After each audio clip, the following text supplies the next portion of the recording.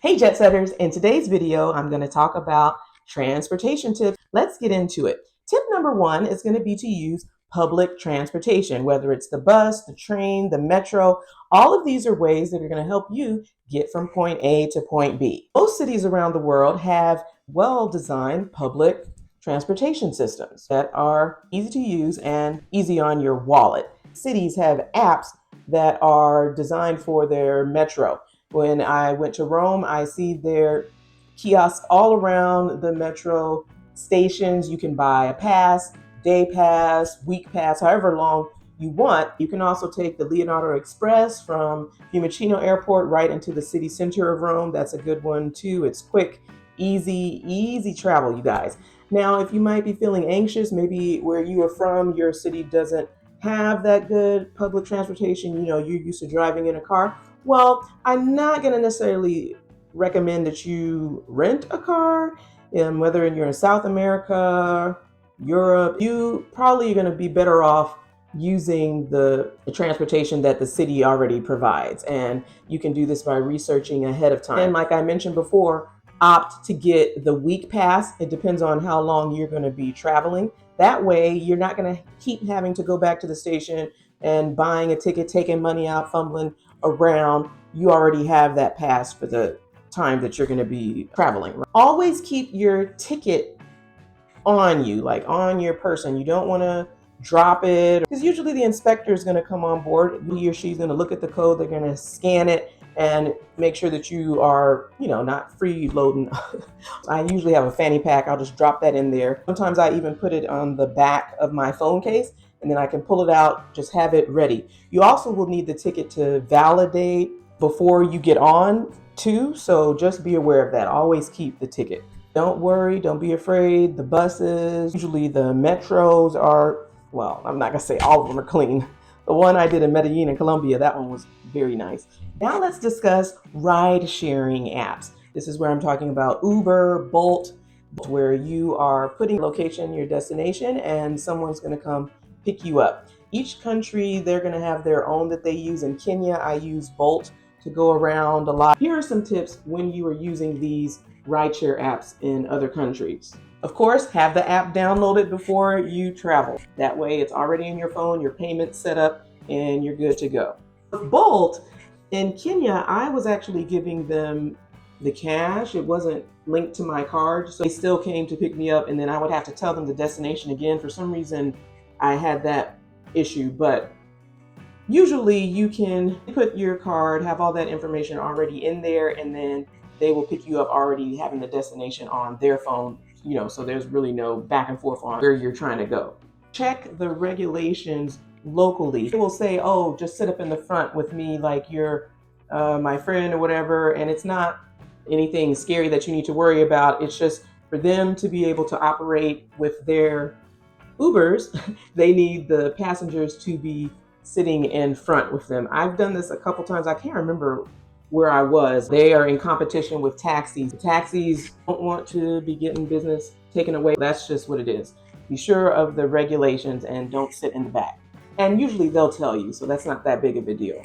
You guys know I travel solo, so usually it's just me, but the Ubers, I don't really have too much of a problem. And then remember, they're already tracking your location, so if something were to go down, you're easily able to be tracked. That's what I would say with Uber.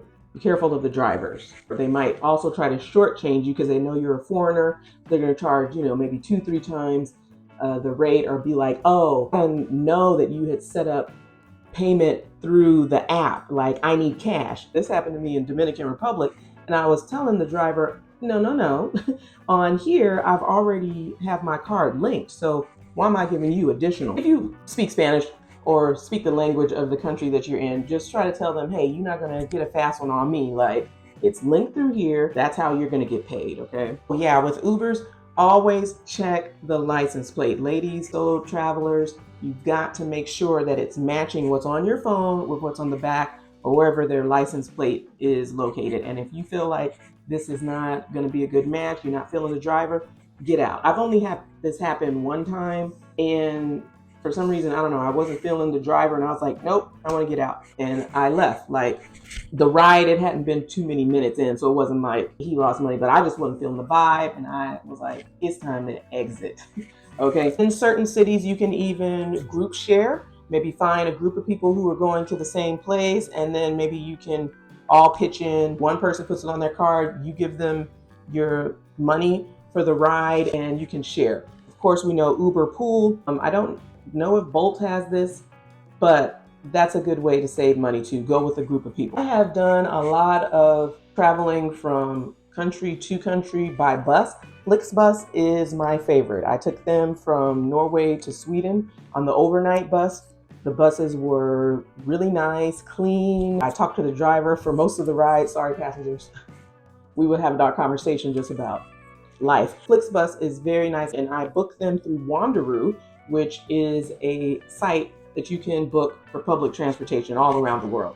Check it out. Flixbus has power outlets. There is Wi-Fi depending on where you're traveling. Sometimes the routes, they lose signal. So pack snacks. Like, you can go to your local store that's in your city and make sure you eat your breakfast with lunch. If you're going at night, then try to eat dinner.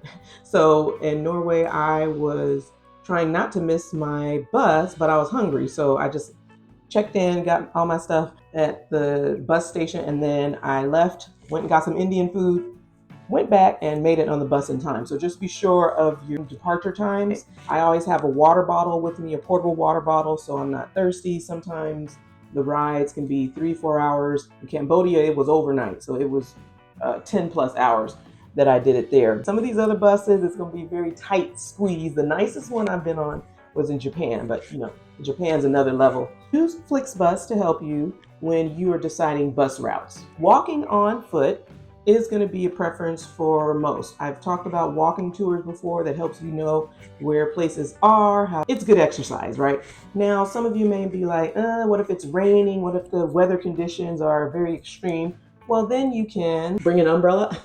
Use the other modes of transportation that I mentioned earlier. Rent a bicycle or scooter. Depending on your hostel, they might have them available for rental. From Airbnbs, it's included with your reservation, which is very nice. In Mexico, I know a lot of hostels that have scooters available if you know how to ride it easily for an affordable cost. Always ask the locals for recommendations in your hostel. And finally, I want to talk about planning your route. It's called Rome to Rio. It is a website. Is it an app? I'm going to check on that. Rome to Rio is a very fantastic tool that helps you plan your entire route. For example, let's say you're going to start in Colombia, maybe hop over to Brazil. All you have to do is enter your starting destination and your final stop, and it's going to give you flights, bus routes, how many miles it's going to take you if you're driving, even metro train information. So it's one of my favorite tools to help me when I'm planning trips. I highly recommend it. And there you have it. Those are the ultimate travel tips for transport that I'm giving to you guys. Definitely use Rome to Rio, and you can even walk on foot, taking a public bus, Flixbus if you're going to do that, and also using Wanderoo, even walking on foot. Be sure to check the weather so you have a hat, umbrella, whatever you need so that you're comfortable. Make sure that you are aware of how they can take advantage. Not all of them, but some. Keep your ticket if you're going to be using the metro, train, bus, whatever. Don't lose it because the inspector might need to check it and you would need to validate it too. If you found this video helpful, please give it a thumbs up. Hit the notification bell so that you will be alerted each time I'm dropping these vids, okay? Thank you for watching, and I'll see you next time.